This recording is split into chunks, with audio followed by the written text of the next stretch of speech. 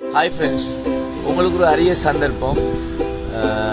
அதை எப்படி சொல்றேன்னு சொன்னா, மன்னார் புதுக்குடியிருப்புல அல்லமீர் ஃபவுண்டேஷன் சொல்லி ஒரு சமூக அமைப்பு உண்டு.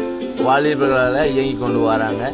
அவங்கள இப்ப ஒரு ஒரு துண்டு பிரசம் ஒன்று போட்டிருக்காங்க. அவங்களோட யூடியூப் சேனல், வாட்ஸ்அப், ஃபேஸ்புக் இதில் போட்டிருக்காங்க.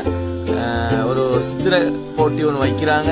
இந்த போட்டியில நீங்க ஸ்ரீலங்காவில் எங்க இருந்தாலும் இந்த போட்டியில கலந்து கொள்ளலாம்.